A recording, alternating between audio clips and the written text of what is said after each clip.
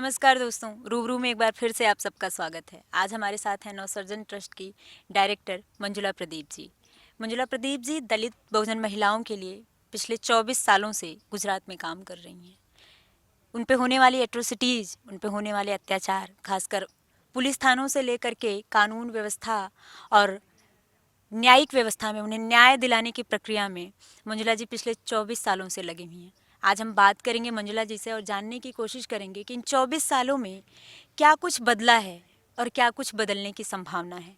मंजुला जी, आपका हमारे कार्यक्रम में स्वागत है। Thank you.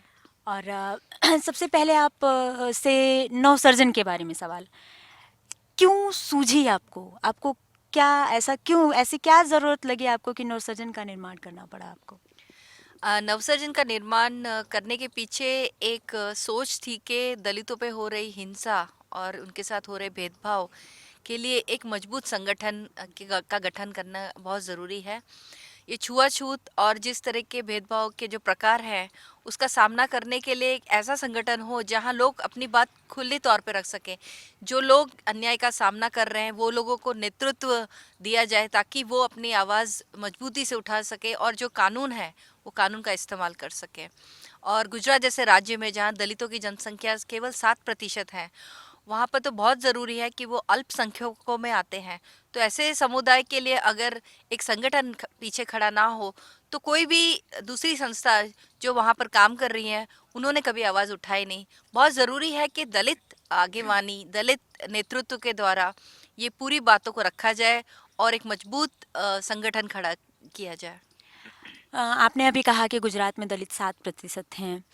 अगर हम देखें, हम बात करें हिंदू आइडियोलॉजी की और सारी चीज़ों की, तो जब उन्हें बात करना होता है संख्या बल का, जब उन्हें देखना होता है कि उन्हें वोट चाहिए या उनको सपोर्ट चाहिए, तब वो कहते हैं कि दलित, आदिवासी या फिर पिछड़े जो हैं वो हिंदू हैं, वो हिंदुत्व का कार्ड खेलते हैं। लेकिन जब उन्हें वर्ण व्यवस्था के क्रम में रखते हैं तो फिर वो उनको वही शूद्र कह देते हैं।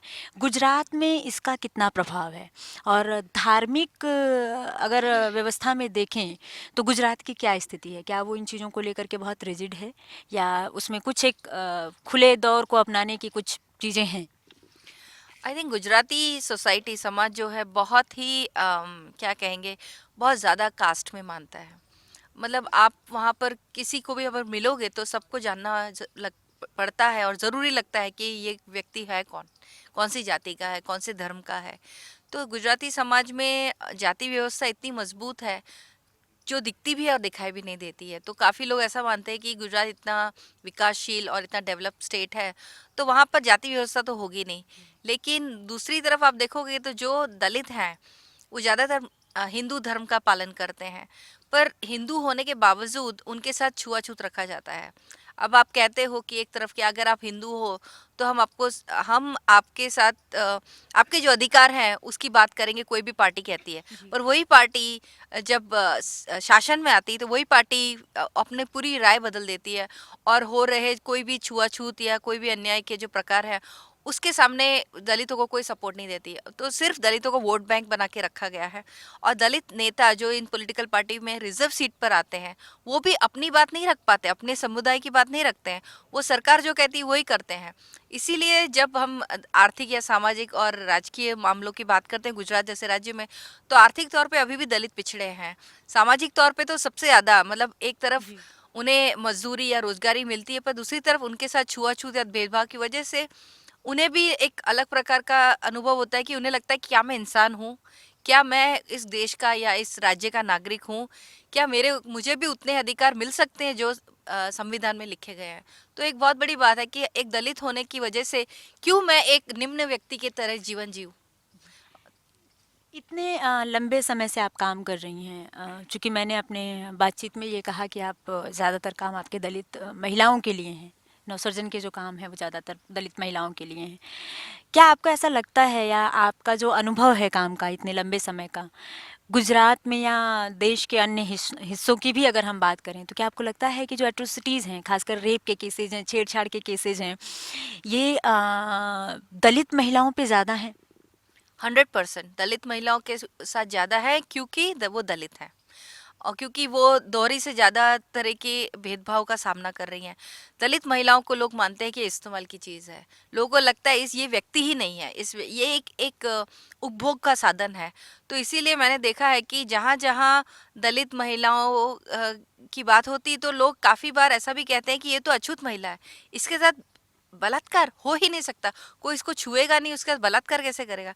पर दूसरी तरफ आप देखोगे कि सबसे ज़्यादा पुलिस स्टेशन में जो केसेस रजिस्टर्ड होते हैं वो दलित महिलाओं के होते हैं। क्यों? क्योंकि जब दलित आवाज़ उठाते हैं तो उस आवाज़ को रोकने के लिए, दबाने के लिए उन दलित महिलाओं का इस्तेमाल किया जाता है। काफ़ी जगहों पे जहाँ जनसंहार हुआ है, वहाँ पर दलित महिलाओं का के ऊपर बलात्कार हुआ है। आप बिहार की बात करो, आप साउथ में दक्षिण भारत की बात करो, कोई भी राज्य में आप जाओगे, जहाँ पर जब ज़मीनों की बात होती है, जब मज़दूरी की बात होती है, जहाँ पर लोग आवाज़ उठाते हैं, तो उसका सबसे ज़्यादा जो प्रभाव है, गलत प्रभाव है, वो दलित महिलाओं पे होता है। क्योंकि दलित महिलाओं को लोग कमज़ोर समझते हैं। वो मानते हैं कि दलित महिलाएं के ऊपर अगर हम बलात्कार करते हैं तो हम अपना प्रभाव, अपनी शक्ति और अपना पावर क्या है उसको दिखा सकते हैं, और इस तरह से दलितों को दबा सकते हैं, डरा सकते हैं कि अगर तुम आवाज़ उठाओगे तो तुम्हारी महिलाओं के ऊपर हम बलात्कार करेंगे। नौसर्जन ने अभी तक इतने लंबे समय के काम में नौसर्जन ने अभी तक कितने केसेज जो दलित एट्रोसिटीज़ के देखे हैं, और उसमें कितने में उनको सफलता मिली है, दोनों ही स्तर पे, पुलिस के स्तर पे भी और न्यायिक जांच के मामले की अगर हम बात करें तो उसमें भी अभी तक ऐसे कितने केसेज हैं जिनमें आप ये कह सकते हैं कि पूरी तरह से न्याय मिल गया है, अब आप न्याय के लिए संघर्ष नहीं कर रहे हैं? देखिए 1989 में एट्रोसिटी एक्ट लागू हुआ भारत में, और उसी साल में नवसर्जन की स्थापना हुई। और हमने जो पहला काम किया कि ये जो कानून है उस कानून के बारे में लोगों तक ये जानकारी पहुंचाए। तो ये जानकारी पहुंचाते पहुंचाते हमें बहुत दिक्कतें आई, खास करके पुलिस स्टेशन में, कि पुलिस खुद ये इस एट्रोसिटी एक्ट के तहत रजिस्ट्रेशन नहीं कर रही थी। एट्रोसिटी एक्ट के तहत कोई भी एफआईआर अगर जाता है लॉन्च करने के लिए, तो बहुत बड़ा सवाल उठता है कि अगर एफआईआर लॉन्च नहीं होता है तो फिर वो कोर्ट में नहीं जाएगा। कितनी बार ऐसे भी हमने देखा कि एफआईआर लॉन्च होने के बावजूद समझौता किया जाता है। वहाँ पे जो दबंग जाति के लोग हैं वो दबा के कहते हैं कि आप एफआईआर खींच लो, वापस कर लो और हम समझौता कर लेते हैं, पैसे देकर दबाने की कोशिश करते हैं। ये सारे जो चुनौतियां हैं उनका सामना करते हुए हमने कोशिश की कि हम जो लोग मजबूत हैं, जो जिनके साथ हिंसा हुई है, जिनके ऊपर अत्याचार हुआ है, उनको अपने साथ रखें। और उनमें से जो लोगों को हमने साथ रखा, हमें एक प्रकार की एक आशा दिखाई दी कि इस कानून को हम लागू कर सकते हैं गुजरात में।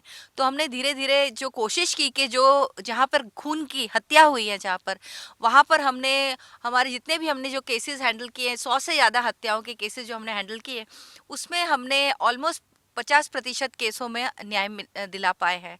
और जहाँ पर बलात्कार की बात होती है तो बलात्कार के केसों में हम लोग 75% जो केसेस हमने हैंडल किए, वो भी 150 से ज़्यादा जो केसेस है उसमें हम न्याय दिला पाए। जो सबसे बड़ी दिक्कत हमें आई वो है सामाजिक बहिष्कार। जहाँ दलित आवाज़ उठाते हैं तो बहिष्कार जब होता है, जब उनकी मजदूरी, उनका दाना पानी रोक दिया जाता है, उस वक्त उनकी ऐसी स्थिति होती है उनके गांव भी छोड़ना पड़ता है। तो ऐसी स्थिति में न्याय मिलना बहुत डिफिकल्ट होता है। और जहाँ पर बहुत बड़े पैमाने पर मास अटैक होता है, जहाँ एक व्यक्ति के ऊपर अगर आप एट्रोसिटी का केस होता है, उसको लड़ने में ज़्यादा आसानी है ना कि जो समुदाय अगर होता है। क्योंकि समुदाय में फिर लोग विभाजन करने की कोशिश करते हैं, जो लोग उनके ऊपर अत्याचार करते हैं उनको ही लोग कहते हैं कि तू मत लड़, तू मत लड़। तो जो एफआईआर लॉन्च करता है उस व्यक्ति की स्थिति बहुत खराब हो जाती है। दूसरी तरफ देखेंगे तो एट्रोसिटी एक्ट में कन्विक्शन रेट क्या है, तो गुजरात में वो कन्विक्शन रेट अराउंड 4% है। उसके सामने आप नवसर्जन का कन्विक्शन रेट हमने उसका खुद एनालिसिस किया तो हमारा 14% है। तो आप देख सकते हो कि अगर कोई संस्था साथ में रहकर एक एक केस को फॉलोअप करे, पर इतना आसान नहीं है। क्योंकि आप एफआईआर लॉन्च करने से, पुलिस इन्वेस्टिगेशन से, कोर्ट में ट्रायल, उसमें पब्लिक प्रोसिक्यूटर की अपॉइंटमेंट से लेकर उनका प्रोटेक्शन, सब कुछ जिम्मेदारी अगर आप नहीं लोगे तो आप नहीं मतलब कह सकते कि इस व्यक्ति को न्याय मिलेगा। ये काम करने में, क्योंकि जब हम किसी के लिए, न्याय के लिए लड़ते हैं, बहुत मुश्किल काम होता है। लोग बहुत सारे थ्रेट मिलते हैं, बहुत सारे लोग परेशान करते हैं। क्या कभी इस तरह के अनुभव से कभी गुजरना पड़ा हो आपको? बहुत बार, बहुत बार गुजरना पड़ता है। और पर हिम्मत नहीं हारते, क्योंकि लगता है कि ये काम जो हमने हाथ में लिया है पता ही था कि आसान नहीं है, और जो काम आसान नहीं है उसमें दिक्कतें तो आएंगी। और जो चुनौतियां मिलती है वो सरकार से भी मिलती है, चुनौतियां पुलिस तंत्र से भी मिलती है, चुनौतियां राजनीतिक पार्टियों से मिलती है, दबंग लोगों से मिलती है, जो जमींदार है उनसे मिलती है, जिन लोगों ने अत्याचार कर रहे हैं उनके द्वारा मिलती है।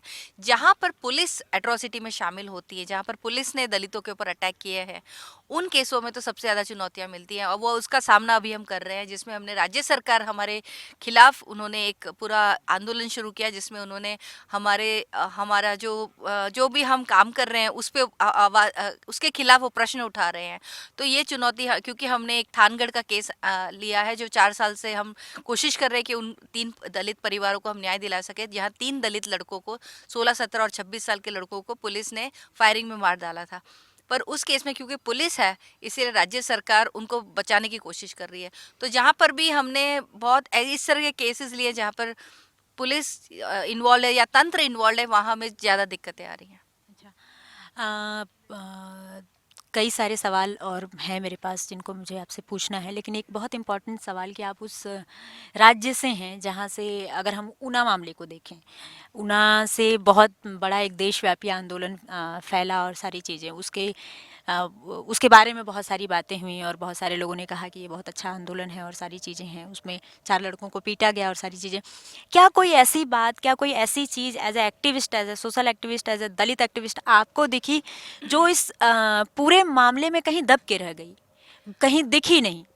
आई थिंक ऊना की जो घटना हुई वो बहुत ही गलत घटना थी, लेकिन उस घटना में अगर आप देखें कि एक चीज़ जो ज़्यादा मीडिया ने जिसको कवर नहीं किया, वो एक दलित महिला जो वशराम भाई, जो जो जिसने एफआईआर दर्ज कराई, उसकी माँ है कुंवर बहन जब अपने पति के साथ, बालू भाई के साथ, जब उस घटना स्थल पर गई थी अपने लड़कों को बचाने के लिए, उस वक्त जो अटैकर्स हैं, 40 से ज़्यादा जो लड़के थे, उन्होंने, गौरक्षक दल वाले, उन्होंने इस महिला के ऊपर पर हमला किया, जो एफआईआर में लिखा गया है। लेकिन जब एफआईआर लॉन्च हुई उसमें कुंवर बहन का नाम तो मेंशन हुआ, पर उसमें ये लिखा नहीं गया कि इस औरत के साथ छेड़खानी की गई।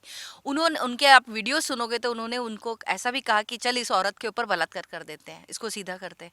तो ये चीज़ें जो है, जो बहुत इंपॉर्टेंट है लोगों को समझने की, कि कब जब दलितों पे हमला होता है या अत्याचार होता है, तो लोगों की मानसिकता है कि जो जो है वहां पर, अब वो अकेली महिला थी, इतने सारे पुरुषों के बीच में अकेली महिला थी, और वो इतनी बेसहाय बन गई क्योंकि जो सारे पुरुष है, दलित पुरुष, उनके ऊपर हमला हो रहा, उनके पति पर हमला हुआ। ये महिला तो भी इतनी हिम्मत वाली है कि वहां जाती है अपने पति के साथ और अपने बच्चों को बचाने की कोशिश करती है। पर मीडिया इसको किस तरह से लेता है, मतलब हम लोगों ने जब इंटरवेंशन किया उसके बाद जो आईपीसी की सेक्शन 354 है उसको लागू किया उस एफआईआर में।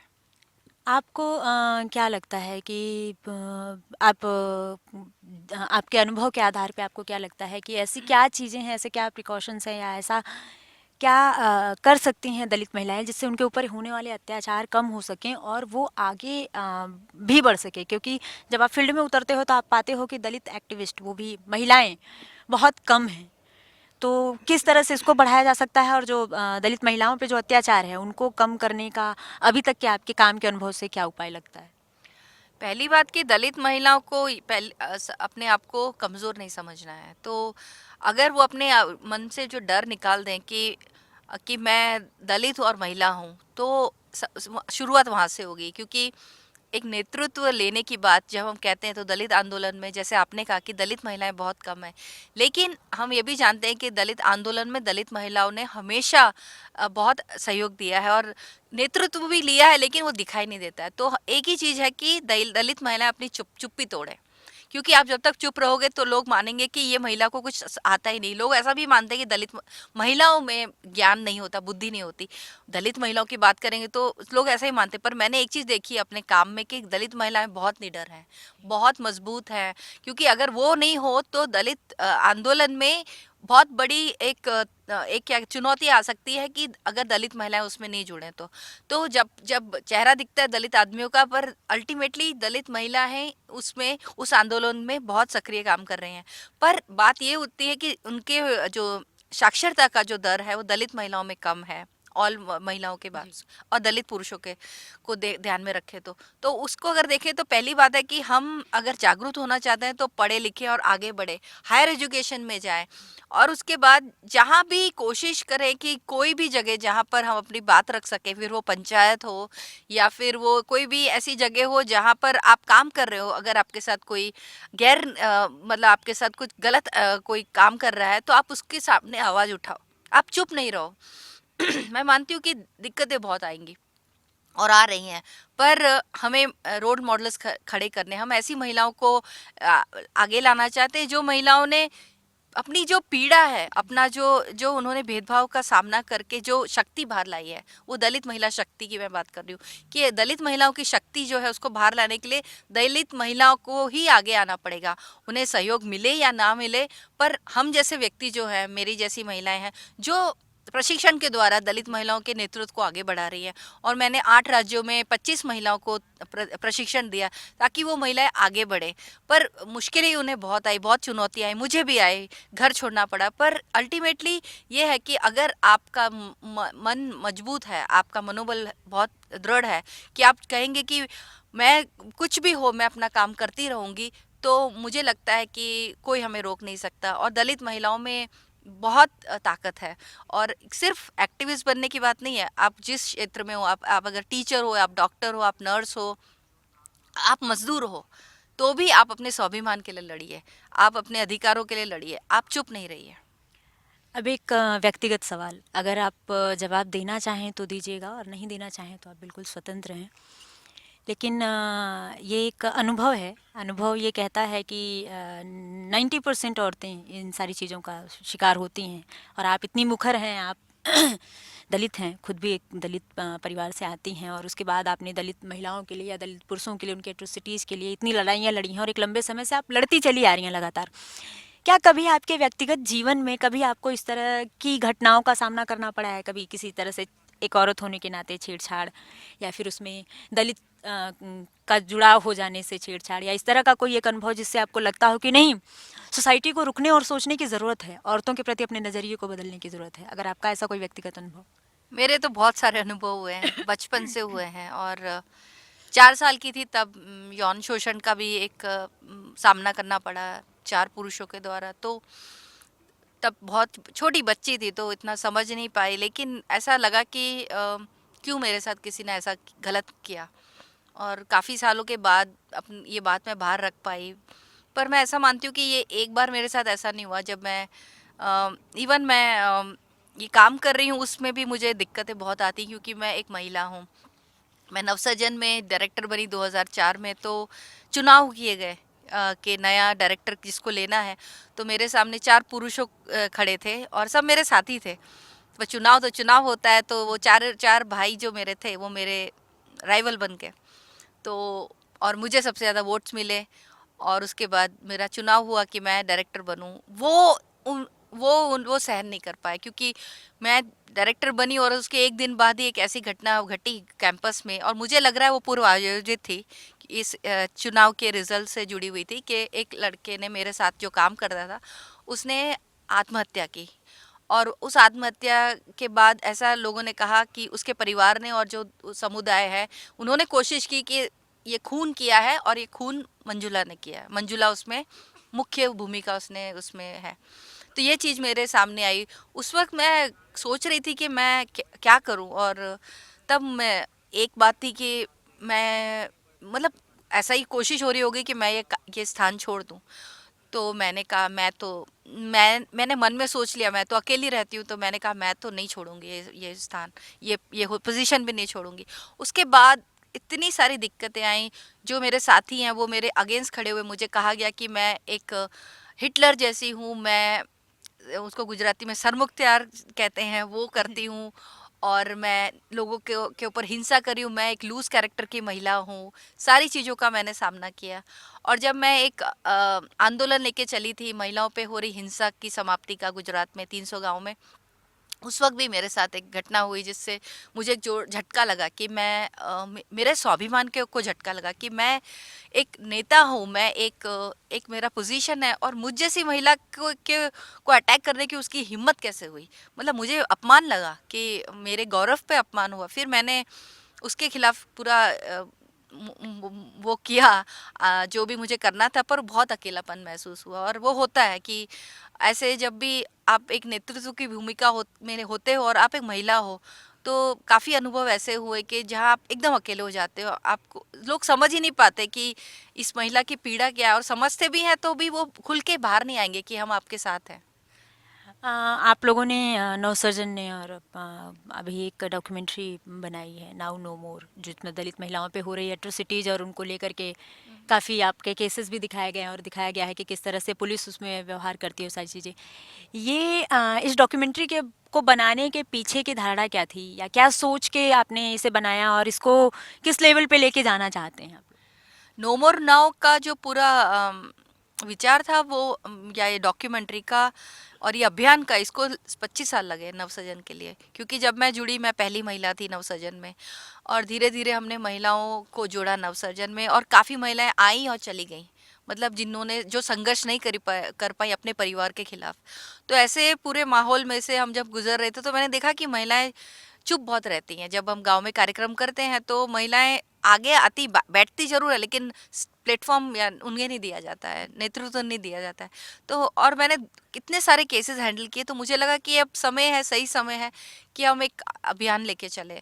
तो ये पूरी प्लानिंग मैंने की, और उसके पीछे मेरा एक ही विचार था कि महिलाओं पे हो रही हिंसा ये कोई व्यक्तिगत हिंसा नहीं है, वो ये एक सामाजिक मुद्दा है, और ये एक पारिवारिक मुद्दा नहीं है, ये एक पूरा समाज के साथ जुड़ा हुआ मुद्दा है, जिसमें राज्य सरकार को बहुत कुछ करने की ज़रूरत है जहाँ पे कानून की बात करते हैं।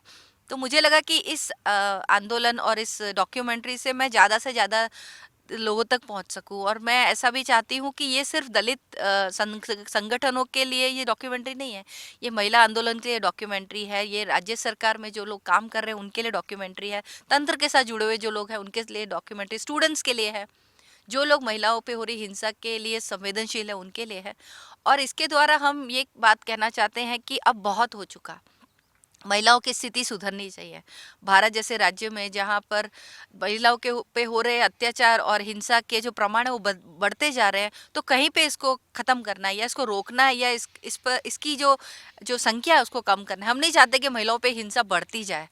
और ये डॉक्यूमेंट्री में सिर्फ गुजरात नहीं, पूरे भारत में दिखाना चाहती हूँ, और भारत के बाहर भी ले गई हूँ, और इसको काफ़ी रिस्पॉन्स मिला है। तो लोगों को पता भी चल रहा है कि भारत में महिलाओं की स्थिति क्या है, क्योंकि लोगों को जो दिखता है कि भारत बहुत प्रगतिशील राष्ट्र बन रहा है, भारत में स्थिति सुधर रही है, लोग आगे आ रहे हैं, महिलाओं की स्थिति अच्छी हो रही है, तो एक दूसरा चित्र भी दिखेगा कि ये सच्चाई तो भारत की ये है। जी। अभी आपने महिला आंदोलनों की बात की, उस परिप्रेक्ष्य में अगर देखें तो ये सवाल बेहद ज़रूरी हो जाता है कि कई बार ये होता है कि हम सुनते हैं, हम पढ़ते हैं कि भारत में महिलाओं की स्थिति बहुत ख़राब है, जो सच भी है, हकीकत भी है। लेकिन उसमें जब नारीवादी लिखते हैं, अभी एक नए डिस्कोर्स में एक अलग तरह से कि वो जो एक जो सदियों से रूल करते आए हैं और जो दबे कुचले हैं, जो दलित हैं, जो वंचित हैं, जब लोग कहते हैं कि महिलाओं की स्थिति, सारी महिलाओं की स्थिति दलितों वाली है ना, वो दलितों से भी बदतर हैं, सभी महिलाएं दलित हैं। आपको क्या लगता है कि भारत जैसे देश में जहाँ हर कदम पे हजार तरह की विभिन्नताएं हैं, जो देश जाति, धर्म और न जाने कितने मसलों में, लिंग, उन सारे मसलों में बटा हुआ है, वहाँ क्या आपको लगता है कि सारी महिलाओं की स्थिति एक समान है, सारी एक तरह से दबी कुचली हैं? मैं नहीं सहमत हूँ। मैं नहीं मानती कि सारी महिलाओं की स्थिति एक जैसी है। अगर आप देखेंगे, मतलब उनके जो सामाजिक उनकी स्थिति के आंकड़े कहेंगे, या फिर आर्थिक स्थिति की बात करें या राजनीतिक स्थिति की बात करें, तो उसमें आप देख सकते हैं कि जो महिलाएं दलित समाज की हैं, आदिवासी हैं, मुसलमान हैं, उनकी स्थिति और अन्य जो समाज की महिलाओं की स्थिति में बहुत फ़र्क है। तो मैं नहीं मानती हूँ। और अगर नारीवादी आंदोलन कहता है कि हम भी दलित हैं, तो फिर वो दलित महिलाओं के मुद्दों पे भी बोले ना, क्यों उसमें फिर दलित संगठनों को ही आवाज उठानी पड़ती है। तो ये भी है कि एक तरफ आप कहते हैं कि दलित महिला एक महिला है, ठीक है, तो वो महिला आंदोलन में उसे आप जोड़ो, पर उसको नेतृत्व भी दो, उसका स्थान भी एक रखो कि वो एक सिर्फ आपके आंदोलन से जुड़ी हुई कार्यकर्ता ना रहे, आपके आंदोलन की एक लीडर बने। और दूसरी तरफ जितना मैं मानती हूँ कि जो अत्याचार के जो आंकड़े हैं, महिलाओं पे हो रहे अत्याचार के आंकड़े हैं, उसको एक बार एनालिसिस करके देख लिए कि उसमें कौन सी समाज की महिलाएं हैं जिनके ऊपर ज्यादा हिंसा हो रही है, तो वो आंकड़े ही बता देंगे कि सब के क्या सारी महिलाएं दलित हैं कि सिर्फ दलितों में भी दलित दलित महिलाएं हैं। मैं वो मानती हूँ। आम, समय की हमारी अपनी सीमा है, लेकिन फिर भी चलते चलते दो सवाल अभी भी मेरे पास हैं जिनके जवाब अगर आप छोटे छोटे दे सकें। हम जब गुजरात की बात करते हैं, जैसे मैंने देखा था, आपकी डॉक्यूमेंट्री को देखा था, तो उसमें एक मुद्दा ये उठ के आया था कि आदिवासी समाज है वहाँ का जो अपनी बेटियों को बेचता है। उसमें कितनी सच्चाई है, और वो क्या अभी भी वो रिवाज वहाँ हैं, और अगर हैं तो क्यों हैं, उसके पीछे वजह क्या है? मैं तो 20 साल से देख रही हूँ। मैं जब आदिवासी क्षेत्र में काम करने गई 95 में, तब से मैंने देखा है कि आदिवासी महिलाओं की स्थिति, लड़कियों की, बहुत ही खराब है। क्योंकि क्या होता है कि एक तो आर्थिक उनकी मजबूरी है, पर अभी क्या स्थिति हो रही है कि भारत जैसे राज्य में या गुजरात में, भारत जैसे देश या गुजरात जैसे राज्य में क्या हुआ है कि गुजरात राज्य में महिलाओं का जो दर है, वो जेंडर रेशियो जो कहते हैं, वो पुरुषों से जो जनरल जो भारत का चित्र है उससे कम है। तो जो उच्च जाति की जो जो समुदाय हैं, जैसे पटेल जाति है या जो ओबीसी कम्युनिटी है, उनमें महिलाओं की संख्या कम हो रही है। तो वो क्या करते हैं कि वो टारगेट बनाते हैं ऐसे समुदाय के जहाँ पर लोग गरीब हैं। तो उनको सबसे पहले गरीब दिखते हैं आदिवासी। और आदिवासी समाज में एक शिक्षण का अभाव है और जागृति का अभाव है। और वो मुझे लगता है कि इन चीज़ों का इस्तेमाल करके, और जहाँ आदिवासी पुरुष इसके साथ जुड़ते हैं, तो उसमें उन लोग ऐसी लड़कियों को, छोटी उम्र की नाबालिग लड़कियों को, बच्चियों को, उन लोग शादी के नाम पे बेचा जाता है। और सिर्फ गुजरात के अंदर नहीं, गुजरात के बाहर भी जाते हैं, मतलब हरियाणा से भी लोग आते हैं उन्हें खरीदने शादी के नाम पे। एनआरआईज जो है, गुजराती एनआरजीज, वो भी आते हैं और शादी करके जितना समय वो गुजरात में रहते हैं तब तक उनके साथ जो भी उनके संबंध है रखते हैं, और फिर जब वापस जाते हैं तो भूल जाते हैं कि ये मेरी पत्नी है। तो ऐसे केसेस भी हमने हैंडल किए हैं। तो ये बहुत बड़ा सवाल है, ये जो ट्रैफिकिंग है पूरा है, कि लड़कियों का बेचा जाना, इतना लोग इसको, इसकी गंभीरता नहीं समझ रहे, इवन आदिवासी इसकी गंभीरता नहीं समझ रहे हैं। तो अल्टीमेटली आदिवासी लड़कियों की तो स्थिति बहुत ही खराब है। जैसे छोटा उदयपुर पूरा एरिया है, वहाँ मुझे कहा गया कि हर 5 मिनट में एक आदिवासी लड़की के ऊपर बलात्कार होता है। वहाँ पे पुलिस कुछ नहीं करती है, पुलिस स्टेशन तक नहीं जा सकते हैं आदिवासी लोग, क्योंकि पुलिस स्टेशन जो है वो आदिवासी पंच जो होते हैं, काउंसिल, उनके कंट्रोल में है। और काफ़ी लोग तो वहाँ पर बूटलेगर्स हैं जो आदिवासी समाज के। तो बहुत ही खराब स्थिति है गुजरात में आदिवासी महिलाओं की। भविष्य की आपकी क्या योजनाएं हैं, और इन एट्रोसिटीज़ को लेकर के या इन सारी चीज़ों को लेकर के जिनको लेकर के आप काम कर रही हैं, इन दोनों सवालों को मिला करके मैं आपसे पूछ रही हूँ उनका जवाब। क्या आपको लगता है कि दलित बहुजनों की या मुस्लिम औरतों की जो स्थिति है वो इस समाज में सुधरने में भी कितना वक्त लगेगा, और आगे आप इनके लिए या अपनी भविष्य की योजनाओं के लिए क्या सोच रही हैं? आई थिंक भविष्य में मैं चाहती हूँ कि ये जो 3 समुदाय हैं, मुस्लिम समुदाय, आदिवासी और दलित, ये 3 समुदाय की लड़कियाँ, खास करके औरतें, इनका एक संगठन बने, एक बड़ा मंच बने भारत स्तर पे। वो बहुत ज़रूरी है। मैं मानती हूँ कि जो हमारी स्थिति है उस स्थिति से बाहर निकलने में ज़्यादा समय नहीं लगेगा। एक आशा दिख रही है। मैं जब लड़कियों को मिलती हूँ, औरतों को मिलती हूँ अलग अलग राज्यों में, मुझे दिखता है कि वो लड़कियों में, औरतों में बहुत तैयारी है आगे बढ़ने की। दिक्कत एक ही है उनकी आर्थिक रोजगारी की, कि अगर उन्हें एक सपोर्ट मिले, क्योंकि दलित आंदोलन में पैसा भी बहुत आता है, लेकिन वो पैसा कहाँ इस्तेमाल होता है। अत्याचार के मुद्दों पे हम काम कर रहे हैं वो सही है, लेकिन अगर हम सच में दलित आंदोलन या मुस्लिम समाज की जो स्थिति है उसको सुधारना चाहते हो, आदिवासी समाज में नेतृत्व को आगे लाना चाहते हैं, तो उन व्यक्तियों को जो इस आंदोलन में जुड़ना चाहते हैं उसमें यंग लीडर्स तैयार करने की बहुत ज़रूरत है। और मेरा एक मकसद है कि मैं ज़्यादा से ज़्यादा लोगों को नेतृत्व की तालीम का प्रशिक्षण दे सकूं, अलग अलग राज्यों में जा सकूं, और मैं करने की कोशिश भी कर रही हूँ और मैं कर रही हूँ। और मैं मानती हूँ कि जो पूरा जो प्रभाव है जाति व्यवस्था का या धर्म का, ये अगर इसको ख़त्म करना है तो लोक आंदोलन में मानती हूँ तो मूवमेंट इसको चलाना ही ज़रूरी है। मूवमेंट के बिना कोई हमारी स्थिति है बदलने नहीं वाली है। आ, इस पूरी बात को, इस पूरी बातचीत को अगर चंद शब्दों में समेटना हो तो मुझे लगता है कैफ़ी आज़मी की लाइनों से बेहतर कोई लाइन नहीं हो सकती। कद्र अब तक तेरी तारीख ने जानी ही नहीं, तुझ में शोले भी हैं बस अश्क फ़िशानी ही नहीं, तू हकीकत भी है दिलचस्प कहानी ही नहीं, अपनी तारीख का उन्वान बदलना है तुझे, उठ मेरी जान मेरे साथ ही चलना है तुझे, उठ मेरी जान मेरे साथ ही चलना है तुझे। कुछ ऐसा ही काम मंजुला जी गुजरात में औरतों के लिए, दलित औरतों के लिए और दलित एट्रोसिटीज़ पे भी कर रही हैं। ये हमारी और हमारी पूरे टीम की तरफ से मंजुला जी आपको शुभकामनाएं हैं कि आप थैंक यू। निरंतर आगे बढ़ती रहें, काम करती रहें और हमारे साथ बातचीत करने के लिए, हमारे साथ बने रहने के लिए आपका बहुत बहुत शुक्रिया। शुक्रिया। Thank you. कैमरामैन रैन के साथ मैं श्वेता यादव, नई दिल्ली, नेशनल दस्तक।